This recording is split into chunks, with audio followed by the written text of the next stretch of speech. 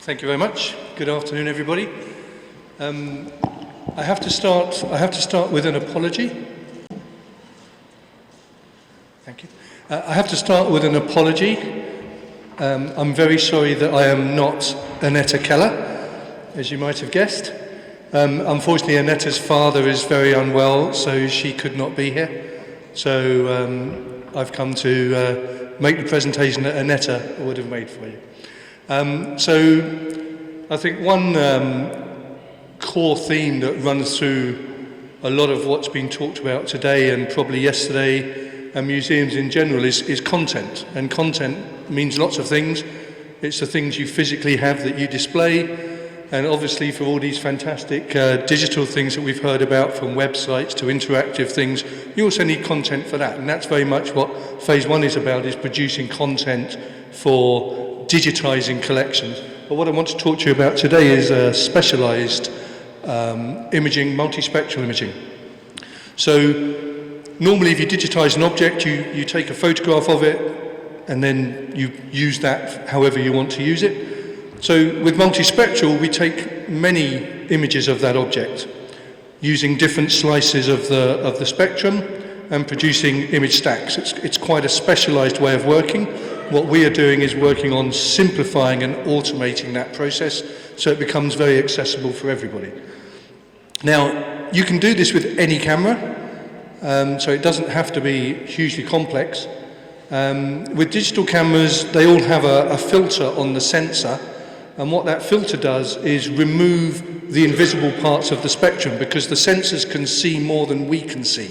They can see into ultraviolet a little bit, and they can see into infrared a little bit more. And so for normal photography, we don't want those bits. We only want the visible spectrum, so there's a filter on the sensor that removes the bits we can't see. So if we want to do multispectral imaging, the first thing we have to do is remove that filter, because we want to see those bits. So you can get any camera, you can get the filter removed from the sensor, and then you can use different filters to only allow whatever light you want through onto the sensor. So you effectively have a multispectral system. There's a few drawbacks with working that way. Firstly, if you're filtering to only allow the light you want through, it means you're always lighting the object with all of the energy of the light all the time, and curators don't tend to like that very much. And it also means if you're using filters to separate the light out, you can't then use filters to capture fluorescence or luminescence, so you will lose some of the data. So we work with specialist lights, and we only use filters to then filter from that given light source. It's a non-invasive technique, which is great. It doesn't damage the object. Sometimes, particularly with paintings, you may want to make some other analysis where you have to take a sample or whatever, so it's a good starting point to know where to take those samples. Results can be seen very quickly, and they can obviously be shared globally for research and whoever may be interested in it. Traditionally, it's been quite complex and time-consuming, but as I say, what we're working on is simplifying that whole process. So we're basically automating the entire process. So the first step is to just make a calibration where you set up the camera and the lights, you place some targets in the frame, you can place them anywhere, the software will find them, and then based on those targets, it will then set up all of the parameters it needs to then make the stack of images, and then all you have to do then is place your object and hit go. So completely automated, and what comes out the other end is this perfect stack of perfectly sharp images from right the way across the spectrum, perfectly lined up, ready for use. I'm not going to go into advertising mode. Just one thing I do want to mention is very important when we're doing this is the tonal range of the camera you use. Because very often, particularly if you're capturing fluorescence, there can be very little information there. It can be just a tiny, tiny trace. So you need a camera that has a very wide tonal range that's able to pick up even these tiny, tiny traces of data. Because very often with multispectral imaging, we're not talking about images, photographs in the traditional way of looking at the image itself. we're more talking about the data. What data is there and what can we do with that data? So obviously it's very important that we capture the data in the first instance. We have a particular copy stand, but the system can work with any copy stand, so you don't need ours. It's universal. There's two systems. One we call multiband. Now with multiband we use 3 lights. So we use an infrared light, we use a white light or daylight, and we use an ultraviolet light. And the way we're developing our software currently is following a set of guidelines. I put rules up there, but it's actually a set of guidelines called Charisma. And Charisma was developed in 2013. It was actually a collaborative project with 27 institutions across Europe, and it was headquartered in the British Museum in London. As a British person, it's under current circumstances, it's a great example of cooperation across Europe and why that's so important. And this was developed for paintings mainly. So it was looking into the makeup of dyes used and pigments used. Is there anything underneath the painting that we might be able to see, and things of that nature? And we've actually now found that it also has a lot of use with police forces for forensics and scenes of crimes and things like that. And then the second one is narrowband. And narrowband is a little bit different. So with narrowband, we use specialist LED lights that actually split the spectrum up into individual components. So instead of being an infrared, a white/daylight, and an ultraviolet light, it's actually 16 bands that start in the ultraviolet at 365 nanometers.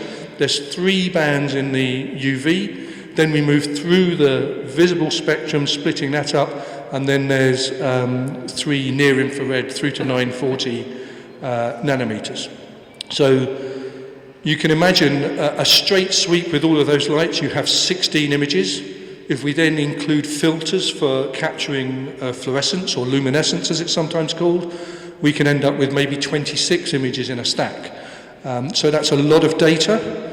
And then that is then usually examined later in a statistical analysis software, such as ImageJ or MATLAB or something like that. So we're not really looking at the pictures themselves, we're just trying to pull the data that we have out. And that can be used for lots of things, finding hidden text in fire damage documents, palimpsests where parchment was reused, the first early recycling, but of course we actually want to know what was on there originally. And we have found things like the work of Archimedes and other important things by using this technique to pull out the text that is hidden from what was put on top.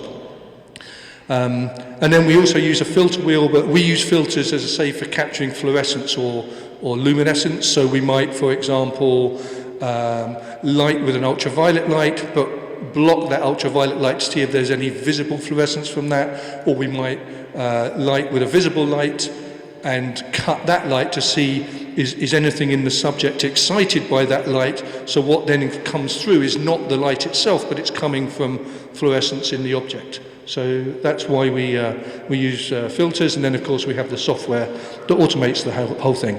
So in a nutshell, multiband is qualitative information, so we look at it visually. We look at the results and then we make conclusions based on that. Whereas with narrowband, it's more quantitative, where we're analysing, reflectance curves and just pulling data out. So I mentioned that the multiband workflow we're using currently is based on this Charisma workflow. You can find that on the British Museum website. It's, I think, a 384-page manual that tells you what they do, why they do, and how they do it. And if we look at a painting as an example, this is where we get the different pieces of information from. So the ultraviolet really goes to the surface. So we can see what is the state of the varnish, has there been any retouching done, any repairs made, things of that nature we'll see in the ultraviolet. The visible goes into obviously the pigment itself, so we can see, get information about the pigments used, etc.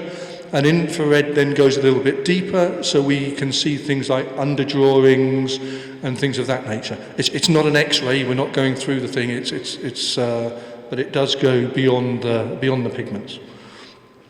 So here's an example of a suite of images using multiband. Peter Bruegel the Elder is a Dutch painter, and this is from a collection in Denmark. Annette Keller actually took all these images and did this work, so obviously she would have a much more personal story behind it than I can give you, I'm sorry. But what we have is on the left-hand side, you see the whole picture. On the right-hand side, we see a detailed view. So this is just what it looks like. This is a regular reproduction of this painting. We then did a raking light shot. So with raking light, we just set one light to one side quite low so it sweeps across and you start to see texture in the surface. So again, it's still a white light, it's still a regular photograph if you like, but by lighting it heavily from the side you can see, brush strokes and how the surface is built up. So it might be that a particular painter has a particular way of applying the paint to the surface, and you would recognize that. An art historian would recognize that. So if somebody came along and said, I found one of their works in my attic, well, if the brushstroke looks completely different, you might question that. Then we look at the ultraviolet. So this is just straightforward ultraviolet reflected, so there's no filtration. And here we're really only able to look at the surface. Is there any damage? Is there any retouching? We don't see a lot in this image. And we also make a false colour ultraviolet image. And the only reason that we make the false colour is sometimes it's a lot easier to see things in the false colour than it is in the standard file. Then we look at the infrared reflected. So here we're looking through the pigments, if you like, through the paint to see is there any underdrawing. Sometimes you can see a painting beneath the painting. We've had that before where you see there was actually something there originally and it's been reused. And then we also make a false colour infrared, and this will tell us about how the pigments are distributed and the type of pigments being used. So, for example, different blues look exactly the same to our eye. Visually they look the same, but when we make an infrared false colour, they will come across completely different colours. So you can tell immediately that those blues are actually not the same pigment, or that it's a particular pigment. This is a UV fluorescence. So again, we're really looking again at that surface. What state is the varnish in? Has there been any retouching? Has there been any cleaning done and things of that nature? We'll see all of these things appear in these images. And then this is lighting with ultraviolet and only allowing infrared through to the sensor. So we light with the ultraviolet, but we put a visible and UV cut on the lens so only infrared passes through. And again, that gives us more information about pigment distribution and retouching. You can see there's not a lot has happened with this particular artwork.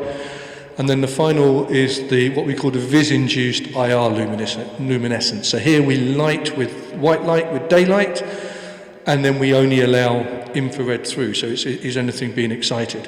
So modern paints, modern pigments, we use a lot of brighteners and whiteners in materials these days. So with a modern piece of work, you would see lots of information in this image because there's a lot of infrared. There'll be a lot of infrared fluorescence going on from all the whiteners we use. So again, if somebody comes to you saying, I've got an old master, and you get a whole load of information in this image, well, chances are the pigments used aren't that old. So just another example where I've just put them all together, and you can see, if you look in the top left, the visible where the blue is, and if you look in the false colours on the right, you see how they give different colour responses. So that's how you can see how different pigments appear in different ways.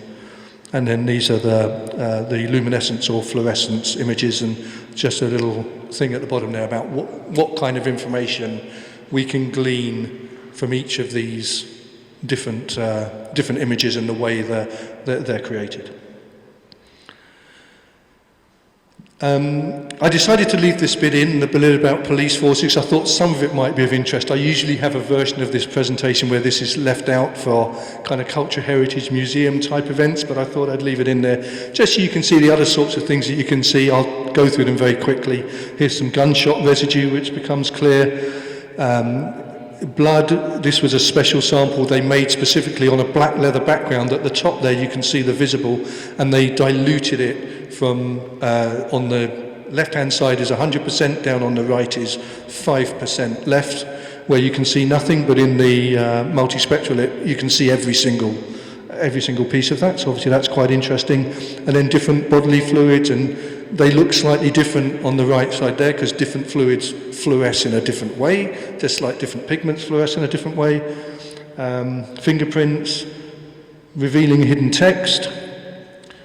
I'll just flick through very quickly because I've just had flashed up a time warning. So we just look at narrowband. So this is a little bit different. So instead of UV, white and infrared, this is now splitting the spectrum up into individual components, and then we also use a filter to then capture fluorescence.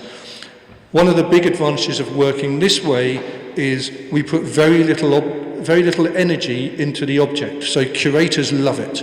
You know, it's not like constantly flooding it with white light and only using a piece of it. We only use the light we use. So when you've made a complete sweep, you've certainly put more energy into the object than one standard exposure, but you've put less than two. So it's obviously a much kinder way of working for the object. So again, just some examples. This one's quite fun. Usually I use this one for an American audience particularly. So Declaration of Independence, when they kicked us Brits out, so they were no longer subjects of a monarchy, but they were now citizens of an independent democratic republic. But we actually imaged one of Thomas Jefferson's rough drafts of the original Declaration of Independence, and where he said "my fellow citizens," he'd actually originally put "fellow subjects" and had corrected it, which is kind of amusing. I think it was last year that was discovered. It's in the Library of Congress. You can find this story on their website. Here we just have another example. Again, in the statistical analysis software, we're pulling the data out, and we can make false colour images, and researchers, academics, whoever is using this data can create their own false colours, because we all see colour slightly differently, so different people will get better contrast with different combinations of colours. But here we can just see where we can see a watermark come through, so you can then find out where that paper was from, where it was made, etc. Here's an example where we see the original on the left there, which is very badly damaged, and the text is virtually illegible. And we can already see with the image in the middle is one of the black and white images that we produce through this technique, where we can already see a lot more text, and then you have the false colour image on the right, which is after all of the processing is done, and it became completely legible. This was an example from a workshop actually we did in London at the AFAT conference. That's the Association of Historical and Fine Art Photographers conference, at the Wellcome Trust in London, and they had this book, and it had this part where the text had been crossed out, and they had never read this text. They have no idea what was written there. So we made a sweep, and we ran it through the statistical software, and again, by generating false colours, we were actually able to pull out every single piece of text. So they, for the first time ever, read what was on that page, and obviously people had seen it when the page was printed, but since it was crossed out, nobody had actually seen what was there. So that was quite an interesting example. So that just gives you an overview of what the system is and what is capable with it. And thank you very much.